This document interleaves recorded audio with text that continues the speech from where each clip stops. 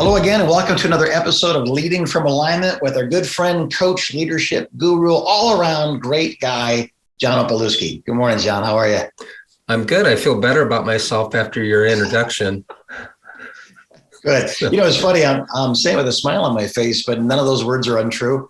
I don't know. Guru might be a little Eastern for you, but expert. How's that? Okay. Spiritual expert. So tell us a little bit about episode 123 here. Where are we heading today? Yeah, Jim, we spend a considerable amount of time on the podcast talking about identity. Yeah. And how it impacts us as leaders. And we've unpacked this idea before in some ways. We've talked about working from our identity instead of for our identity. Huge. And how that helps us get and stay healthier as pastors and leaders, as business owners. And so the title of the pod today is How Identity Impacts Your Leadership. And the truth is that identity can impact your leadership in a positive way, or it can impact your leadership in a negative way. And obviously we want to encourage and help all of us to learn how to use it in a positive fashion. And Jim, you've produced some content actually on identity that I think is really powerful that I'd like to explore together today. Great. If that's okay with you. Love it. It's fun. Yeah. Yeah. And I think you entitled it Orphans to Heirs, right? Did I get that right? Yeah. The teaching, the series we did over the course of 13 weeks at Freedom Center was called From Orphans to Heirs, that journey from Romans 8, I will not leave you as orphans in the Gospels. And then Paul talks about being sons, and if we're sons, we're heirs. So we took several weeks and kind of looked over what it means to be an orphan and why it's called that, a son or daughter, and then an heir, and how our realities change with our perspectives, our covenants change, with our perspectives on those issues. Okay. So I'd like to switch seats today. I want to interview you. Okay. Yeah. Fun. And I want to talk to you about identity and its impact on leaders. So Jim, tell me about the origins. Tell our listeners and watchers about the origins of Orphan to Heirs. How did this even evolve in your thinking? I heard a phrase. People that I respected were talking about something called the orphan spirit, and that's not a biblical phrase, but it kind of creates a biblical picture that those who feel fatherless, whether they're born again or not, they feel their reality is, I am my provider, I am my protector, I am my defender, I am my, you know what I mean? That would be symptoms, or that'd be the cause of orphaned type symptoms. I am afraid all the time, because if I don't take care of me, no one will. If we believe that, we behave as if we have no father. We would expect the behavior of an orphan in an abusive orphanage. And I'm not saying all orphanages are abusive, but let's create one in our imagination that gives us a good view of the world. Because 2 Timothy chapter 3, Paul talks about godlessness in the last days, and they're going to be lovers of themselves, and they're going to be, bad people in a variety of different ways. Well, all of those ways are in every newspaper in America today. We live in that world.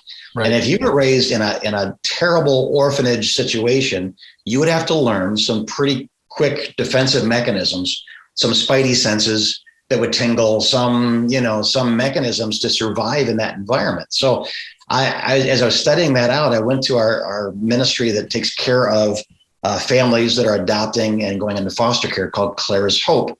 And Tammy Cromer, the head of that ministry, I said, when a kid is removed from a home in the middle of the night and is brought to your home with nothing but the pajamas on their back and a bag with ramen noodles and a toothbrush in it, like what are they going through? And she laid out 10 things, just boom, boom, boom. I said, stop, let me write these down. These are good. So she said things like fear, anger, hoarding, and I just started to write them down. And that is what a 5-year-old, a 10-year-old, a 15-year-old would be dealing with immediately. And I came back to the congregation and I taught on that. And I said, how many of you guys have dealt with, and I'll read them to you, fear, worry, hoarding, anger, manipulation, stealing, dishonesty, rebellion, insecurity, and kind of the one overarching one is a need for control. If I'm not in control, I am in danger. That's the belief of an orphan.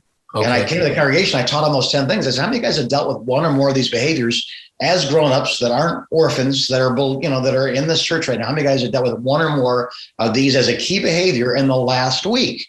And about 3/4 raised their hand. I said, put your hands down. I said, what I'm curious about is the other 25%. Why'd you just lie to me? Is it because you're afraid? I went to the first. Is it because you're afraid?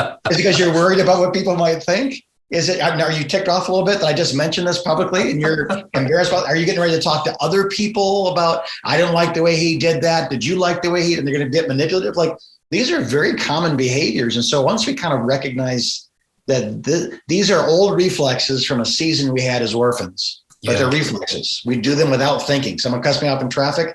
My reflex is not to bless them. Live long and prosper. There's fingers involved in what I want to do, but it's generally referring to them as my number one focus at that point. That's more natural than to bless them. It's supernatural to bless them. It's natural to curse them because they scared me.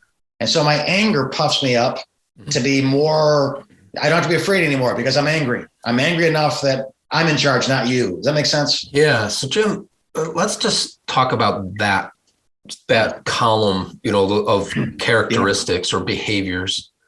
How does that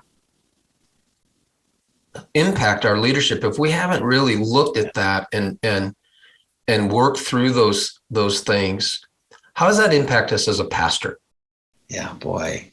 We can teach everything we know, but you reproduce everything you are. Mm. So let's say that my default setting, which it can be, my number one reflex to all these issues is anger. As a former police officer, if I wasn't in control, then I was in danger. So let me see your driver's license. I say, wow, what was I doing? And I was out of the car. You know what I mean? What am I doing? You're not under my control. Therefore, if I'm not in control, I'm in danger. Step out of the car, up against the car, frisk what's going on? Like, why? I just asked a simple question. I don't like the way you asked it, right? So convert that now to being a husband, a father, a pastor. Yeah. What is my mechanism to deal with keeping my world in control is actually destroying the world around me. Because let's say the worst case scenario is not that I bully people. The worst case scenario is I reproduce bullies known as leaders in my congregation, in my marriage, in my family, in my friendships. Boy, it's a terrible, terrible thing. So if you're a pastor that's prone to worry, fear, you're going to look for something more powerful than what you're fighting. Anger is one of those things. You think about anger, it's never a primary emotion.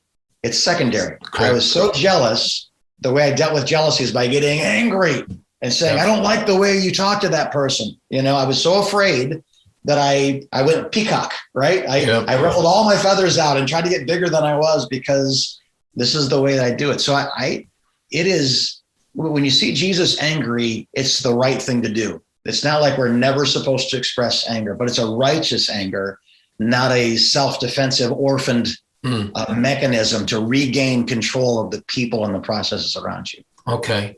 So we're going to, in the show notes, we will put the list of these orphan behaviors or characteristics. If you're trying to take notes today, don't worry, you don't have to write feverishly. We'll have the show notes for you. Yeah. So Jim, talk about the son. Yeah. That transformation from orphan to son, and what are some of the characteristics of somebody who's walking in that in the confidence of being a son? Right. If you look at everything again, we'll take fear because it's the first one on the list. And it's probably the most common to us. I'm out of control. That's scary. How many promises are there from God to you as his child to not be afraid? It's hundreds, as I understand. It's an extraordinarily common phrase. Do not be afraid. Fear not. Do not be anxious. These are that sentiment is all throughout Scripture because nothing good comes after fear. So once you get that thought of God does not want to be afraid, then you have to say, well, what has he given me to not be afraid? In my own self, I'll reach to anger. I'll be in control. So I'm not afraid of you anymore because I just dominated you with my anger. I just bullied you into submission. But that's certainly not what God does, right? So what is it? And that is the fear that I have. What am I afraid of? I promise you, everything that someone is afraid of, God has a promise for. I'm afraid of not being provided for. God has a book full of promises about provision. I'm afraid of being alone. God has a book full of promises that talks to people that are alone, being a part of a family called the church, or blessings. I'm afraid of, we actually did this with our congregation every week. We said, please write out the things that you're afraid of. And then we put them all up on the screen the next Sunday. And it was funny. The number one thing that was up there's no common denominator. Some were afraid of not having enough money in retirement. Some were afraid, what if a spider crawls in my mouth while I'm sleeping? What? Yeah, I just thought, how these poor people. I had that fear. I'll be honest. That's so funny. So but the number one common, the only common denominator we found was the phrase, what if? What if I run out of money? What if my spouse leaves me? What if, my prayers aren't answered? So really, we were afraid about things that hadn't happened. And so we looked towards a future with one of two things: fear of what might happen, or faith with what might happen. So a son, a daughter, a child of God if you look through Christ into your future, your what if is pretty cool. Yeah. What if, we succeed? What if revival happens? What if how is God going to provide for me? Because I've been obedient in my end of the covenant, planting seeds. What if he actually does a 30, 60 or 100-fold blessing back on this? What would I do with that? It's funny because sinners wonder about what they're going to do when they win the lottery, and the righteous wonder how they're going to feed themselves a year from now. That's symptomatic of lunacy, mathematical lunacy. But all, for the unbeliever, but for the believer, my goodness, we should look forward to a future where Jesus has prepared good works for us in advance, right? Right. Ephesians 2:10, we're created on purpose as his masterpiece, as his poem, and we're the right thing in the right place at the right time. And so hope should be an overarching theme of every tomorrow that we have. Yeah. And so as you think about that in leadership, so we looked at the leadership as an orphan, where if I'm operating in that orphan mentality, and some of the negative impacts that brings to the people that I'm leading, what are some of the positive impacts, Jim, that you would see happening in a let's just use church as an example, in a pastor who's starting to learn how to operate as a son or a daughter? Yeah, I think what this list does for me, or has done for me on a regular basis, is when I'm not emotionally sound, I'm hoarding, I'm brooding, I'm angry, I'm scared. I have this list of common denominators of humanity. And then I ask myself the question behind that: why am I so afraid? Why, and I think as a leader, to be a great leader is to be like Christ. I think that's right. Well done, good and successful leader. It's not going to be, right? It's faithful. There's fidelity and quality. How do I grow in fidelity to my calling and quality in the exercise of my calling? And I think by saying, I'm really dealing with fear right now. COVID hit. I don't know what to do. I don't know how to lead. Where am I getting my next meal? What's going to happen? What if? Well, then to say, what are you so afraid of? Well, I'm afraid that tomorrow, okay, I've been here before. Like once you've been there a dozen times and you've asked yourself these questions, yeah. What's the root of my fear? What's the root of my anger? What am I really jealous about? Why am I hoarding? Why is every closet under my bed stuffed with toilet paper right now? Like, what am I dealing with? Do I have any intention of sharing that with my neighbors? I don't understand. So it gives me a baseline, because fear as a son can become surrender. And then we move on to that next column as an heir, can become fearlessness. And you see how that happens here. I was afraid, and I surrendered to God all my tomorrows. Well, now I can move into my tomorrows differently because I'm an heir. I can move fearlessly. Worrying becomes, I don't worry anymore, becomes contentment. Hoarding becomes provided for, it becomes generous, selfless, right? So these behaviors, it gives me this list I can look at and say, okay, which one of these am I dealing with? And there may be something off the list, but generally, those first 10 that Tammy gave me 5, 6, 7 years ago have provided a beautiful list, a rubric for my own soul. When I find myself in this situation, this is why. And then I look for scriptures that a son can quote. These are my scriptures. My father has promised me these things. And then I look one step further, which I think most Christians don't. I think most pastors don't. If I'm not afraid anymore, I'm done because I'm not in pain anymore. But there's something beyond being just safe, and that's being dangerous. A lot of Christians don't want to get to being dangerous, being fearless, because we're really comfortable in being sons. And we should be. And it isn't a condition of heaven that you become an heir. But Paul challenges us. If you are a son, then you are co-heirs with Christ and an heir of God. So everything Jesus had access to as a son, you have access to as an heir. You're a co-heir. Everything the Father has. My son, I hope to someday have the faith of my son. because he believes that everything that belongs to his father belongs to him. I can't find my socks. I can't find my tools. I come out to use my car and it's gone. He has great faith that everything that belongs to his father belongs to him. And I hope that we can all understand. And he's right. He can steal my socks anytime he wants to. He's my son.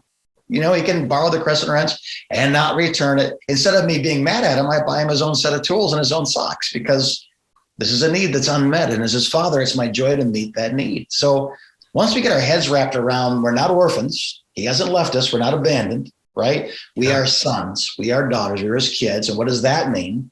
Then we can take that next step into it. Not only are we sons, but Paul says in Romans 8, we're also heirs. So we are not just to be safe. We're to be dangerous. We're not just to not to worry. We're supposed to be content. There's a power in contentment. There's a freedom in contentment. We don't have to have a need for control. We can actually have a liberality of just being who we are. My favorite one is dishonesty, because it paints the picture so well that an orphan, if I were to come to you and you were an orphan and I were to say, hey, how does this shirt look on me? Does it make me look fat? You know, an orphan doesn't want any conflict. Say, no, you look great. Well, I might not look great, but the problem is I want to create a reality that's the most comfortable for me. Even I have to make it a non-reality. So I'll lie about it. But a son, you know, how does this shirt look? Well, they're honest. They say, you know, it's not the shirt's fault that you look fat. It's the fat under the shirt that makes you look fat, because they're honest, right? And then an heir, how does the shirt make me look? They'll lean in and say, you know what? I refuse to define you by your outward appearance. I've seen a snapshot of who God says you are, and I won't refer to anything less than what I see, that prophetic picture of your reality, of your identity. I mean, if we had a half a dozen of those in the pulpit, a half a dozen of those in the pews, people that walk around and say, no, I'm not going to talk about whether that shirt makes you look fat or not. I'm not talking about whether or not your politics make you look smart or not. What I'm going to talk to you about is who Jesus sees when he looks at you. And then in that flattery, but prophecy, right? To speak into someone's life what God sees. I've seen this snapshot of who God wants you to be, and I'm going to call you to that. That's the power of that. And don't you think that leadership in many ways is seeing the greatness that God has placed within people and calling that out of them? Absolutely. And if I'm operating as an orphan in that orphan mentality, or even I'm stuck in the sonship side of it, right? Yeah. I don't know that I'm doing that well as a leader, and learning how to operate in the heir column of this 3-part talk here today, I think helps me to do exactly what you said. And I think it's so powerful. I think back, Jim, when I was a brand new baby in the Lord, this guy, I got born again in the 70s, and so the Jesus movement was very popular, and I was surrounded by hippies, and I never considered myself a hippie, but I was surrounded by them. And so I'm like 2 months old in the Lord, and this guy who is a wonderful guy, but just very hippie-ish in his tone of voice and the way he acted, wonderful guy. He said, John, you're teaching a Bible study in a couple of weeks. And it was like, you got to be kidding me. I love it. Yeah. I don't know how to do that. I've never done that before. Yeah. And he said, I'll help you, and so 2 weeks come, and I'm nervous, Jim. It's like a 30-minute Bible study. And I think I prepared like 20 hours for a 30-minute because I was so nervous. Yeah. And it went really great. And I thought, man, he saw something in me that I didn't even have a clue was there. And he pulled that out of me. And I don't know. I think that's fun. I think that's a fun way to lead, don't you? I do. I back to that why is greater than what teaching that we do. Yes. Helping people discover their purpose by asking them questions about their passion, pain, proficiency, drawing those circles that overlap, and then helping them with opportunities. One of the things we talk about there is name 5 sermons that have changed your life. And very few people can. And then you say, name 5 people that have changed your life, and in 5 seconds. And so that, you say, what do those people have in common? Well, that's one of the things they have in common. They saw something in me that I didn't see in myself. They gave me opportunities to do something poorly. that someday I would do with greatness. They believed in me. They didn't let me quit. They disciplined me, but not because it made them feel better, but because they were disappointed that I didn't yet see who I was. Right. Those sorts of comments are consistently made about those 5 people. And yeah, I think this is it. I think one of the things too, it helps with leaders, John, this has been another very useful thing. This understanding has been for me, is when people behave the way they do, I can help them discover why they behave the way they do. That's so and if good. they see that my anger is not, I'm just an angry person, just the way I am. My old man was angry, my grandpa was angry, and real men are angry. Like, stop. Jesus didn't walk around talking about his old man being angry, and so you can beat everybody too. This is un-Christ-like, and there's a reason why. You're actually afraid. Yeah. And to help them see why are you so angry? Why are you so afraid? Why are you so there? When they answer those questions, then there's an answer to that fear, to that anger that's found in Scripture, and you can move them from the orphaned to the son. At least there's a revelation of it. So when they revert, and I'll raise my hand like I did to everybody else. Like, how many of you guys have dealt with one or more of these issues in the last week? You know what I mean? Like I was in an orphanage for 16 years. You were in an orphanage for 16 years as unbelievers, but learning how to become a son, God is infinitely patient. If he wasn't, we'd all be toast by now. Right. So he's still teaching me what it means to be a son. He's still teaching me what it is to be an heir. Yes. Infinitely patient. As a father teaches his son how to walk, he's going to fall down. He doesn't scream at him and say, "You're so stupid, you're never going to walk." He says, "Get up, come here, walk this way." There's always his hands to catch you or to guide you, to encourage you forward. So I have found the development of my soul and the development of my leaders' souls, and the development of our people's souls to be extraordinarily satisfying, because it's impossible without him. It's glorious with him. And the fruit is almost immediate. If I can see why I'm afraid and believe a promise from God that causes me not to be afraid, that the world literally just changed. And the payday for a pastor, right, is to see that light bulb come on. And it's wonderful. So I would really encourage people to be aware of these. I wouldn't say put them on your wall and write them on coffee cups, but again, this was a 13-week series. We took fear by itself, and we took worry by itself, and we took anger by itself. We asked our congregation, what is it that makes you mad? They emailed or text messaged it in. We put them all over the screens the next week so they could see their thing that made them mad. And we dealt with those things openly, and we asked the question behind the question. We gave Scripture so that the next time we reach for an orphan's reflex, there'd be a son's truth from a father. Yeah, that's good. For you. And then we challenge them one step farther. So if you're not going to be worrying, if you're, then what would an heir have? And that would be contentment. But they would never worry again. I've learned it is to have much. I've learned it is to have little. But I can do all things through Christ who strengthens me. Paul says in Philippians. So that's the goal of this. Is I want to say this the right way, because it sounds bad, but I don't mean it to be bad.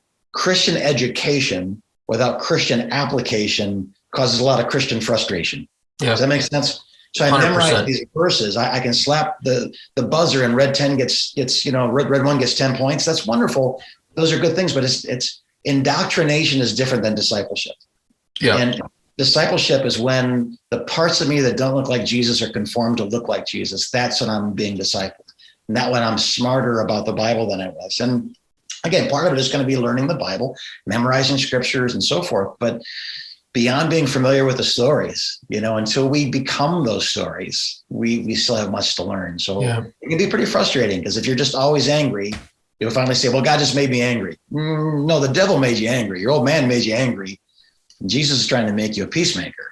Right. And you'll never get there without learning what it is that makes you angry and why you're so angry, and then letting a promise come to that place and heal that place. Sure. As a son, you can move into being an heir. And it's a journey. It sounds like as you're talking about it, Jim, it's this journey that we go on, and it's not like we graduate from orphan into sonship and we never regress, or we graduate into an heir kind of thought process and mentality and we never regress. Like I think that's true, right? But when we do regress, we have a framework now. And these, by the way, you're going to want to, if you're listening or watching, you're going to want to download the show notes, because we'll have these characteristics of each 3 categories listed for you. And it just becomes this wonderful, to me, a wonderful roadmap, a wonderful set of dashboard lights that Right. I can look at and say, okay, I'm slipping into orphan behavior. And the effect of this, I think about the positive effect on your marriage, on your parenting, on your pastoring. Jim, you said this, you didn't say it this way, but this is how I heard it, that application is the bridge between information and transformation. Yes, absolutely. Absolutely. And so it's this wonderful set of, to me, it's a wonderful set of reminders. Yeah. Like when I'm doing this, when I'm in the car and I get cut off, okay, that's orphan, right? Yeah, right. And God, I don't want to operate like that anymore. And then one other thing, and then we got a couple of announcements here that we want to make, I think, too, is that people are going to become more like you than you imagine. Yeah. As a leader, you've said it in one way, shape, or form here. I think if you're a rebellious leader, if you're rebellious in your heart, you're going to have a bunch of rebels. God help you. In your church. If you're divisive, you're going to have a lot of divisive people in your church. If you are controlling, and so that's scary. That's humbling. So who you are is bringing a more aligned, healthier version, more mature version of yourself to the leadership party is the most influential thing you can do as a leader. And it will have the biggest impact on the people God's called you to serve. And if you're wondering where you are in this process, ask yourself this question: is my church best represented as an orphanage, a family, or an embassy? And I think by answering that question honestly, is it an orphanage? Man, everybody hates everybody. Everybody's fighting over everything. Family. Hey, we love each other for the most part, and or an embassy. Are we ambassadors of Christ sent to a world as heirs to make a difference? Oh, and I think you can say, well, there's family that you can say there's pockets of this and pockets of that, but just overall, if you were a first-time visitor and you spent some time with every member, during the course of that visit, would you walk away saying, man, that's an orphanage, or man, that's a family, or wow, that's an embassy? And I think we'd agree that there's a lot of orphanage. There's not many embassies, and a family is a beautifully rare thing as a congregation. Would you agree with that? From your? I think so. I think I would say it's in descending. Well, I don't know if I want to say it that way. I think there are a significant number of churches that operate in the orphanage mentality. Yeah. There is a significant number that operate in the family mentality, and they do a pretty good job of that. Yeah. But I would agree with you that the smaller number of the three is that embassy mentality. And you know what, Jim? It's that mentality that draws me. Yeah. That draws me. It's compelling to me. And as the key leader, you are in a real position not just to teach what you know, but to reproduce what you are. Yes. And so if you're just happy, like we're born again, we love each other, we're generous, we support missionaries, we're a good church. Like if you end there, your congregation will end there. If you end with these stupid people and I have to control them and they're all idiots and the stupid social media, well, you'll end there. If you are yourself an ambassador, you will attract. People will be dissatisfied. In a healthy environment, unhealthy people are forced to change. Right? Yes. If I'm a drunk in a bar, I feel normal. If I'm a drunk in church, I feel like a drunk. That atmosphere will call me to evolve or I'll leave.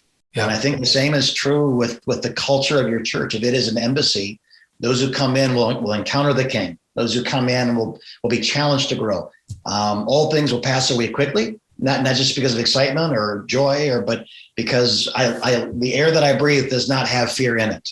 The air that I breathe does not have anger in it. It's not allowed, not part of our culture, So again, it's not to demean, it's to challenge. If you're leading a church right now, a church of orphans, maybe go get some, can I just say this? Maybe go talk to John, maybe or Jim, or Jim, or a counselor, but until we are reproducing now what we are. We're fearful people. We are leading fearful people. If we're angry people, we're leading angry people. The blind love to hang out with the blind because they feel unchallenged amongst those who are equally disabled. Yeah. Sons like to be with sons. Heirs like to be with heirs. Orphans like to be with orphans. Thus it has been, thus it shall ever be. So as the senior leader, really getting that, you grow, they grow. Yep. You don't, they don't. Well, Jim, thank you for sharing your knowledge, your wisdom, your insight on all of this. I trust that it's going to be highly beneficial to those who are watching and listening today. Thanks for letting me share. And Jim, you have an electronic version of. Yeah. We want to talk a little bit about that real quick. So I want to write a book on this, but I felt like a frontal assault would be too bold, and so I wrote a book called Gray's Story. Gray's Story is about an orphan that is a bad mamma jamma and displays all of the behaviors that we've talked about today, who then is adopted by a loving and wise king. And the king is teaching his son why he's afraid and how not to be afraid. And eventually you watch him grow from a 7-year-old boy into a 20-year-old man through the course of the book. And he eventually becomes royalty. It's 30,000 words. So it's maybe hour and a half for the average reader. And it's available digitally through Converge, I think is our gift for the month, or what are we doing? Yeah, well, yes, we'll do that. So, if you would like a copy of that book, you can click the contact us link on our website, convergecoach.com, and let us know you'd be interested in that, and we'll get you an electronic copy of it. Yeah, and it's just fun. It's something I'm going to read to my grandchildren when they're a little bit older. It's been very helpful. The story gets behind our defenses because it's about a boy. When I was writing this, I was 70% of the way through the book before I realized that I was the kid. I was writing it out of words that God had spoken to me. And about 7 through the 10 chapters, I went, oh, this is actually me. Yeah. And it was fun. It was fun to realize that. So it's harmless and it's helpful and it's free. So you got nothing to lose. And then, Jim, one quick announcement, and then I'll let you wrap us up. Our team is experiencing some transition. We've said farewell to a wonderful member of our team who has served as my assistant and really has served to help not just me, but the entire team. Her name is Jamie, and Jamie did a marvelous job for us. And she's on to other endeavors, and we've blessed her on the way out, and she's been such a blessing to us. So we wanted to say thank you to her on the podcast, and then also introduce our new assistant, Jen. Jen will be Jen starts, by the time you hear this podcast, Jen will have been with us for a few weeks. Yeah. And, but we are so excited to have our new teammate on board. And, it's not lost on me, Jim, that there are people who only see our mugs, on this screen or hear our voice, but there are really good people behind the scenes that make this possible. We want to thank our audio. I want to thank our audio engineer, Kaya, who is just doing a marvelous job for us. The reason you can hear this podcast and listen to it is because of her. Right. And then one of the buttons. That's right. And Larry, who does the video editing for us and puts that together. We're grateful for the team that helps us to do what we do. So, Jim, that's the announcement. Yeah. And go ahead and take us home. Just to be clear, too, this was Jamie Champion, because there's a variety of Jamies. Correct. Thank you for that. So Don and Jamie planted and lead a great church in Minneapolis, and we wish them all the best. And, that's right. Thank you, John, for this. And again, they can get that book. They can get in contact with you at convergecoach.com. Press on the link that says what? Contact, yeah. And we'll get you the stuff. So we're here to resource, to help, to bless, to talk, to provoke, to enjoy you. And God bless you, our dear listeners and watchers. We look forward to our time again soon, just as you continue to lead from alignment.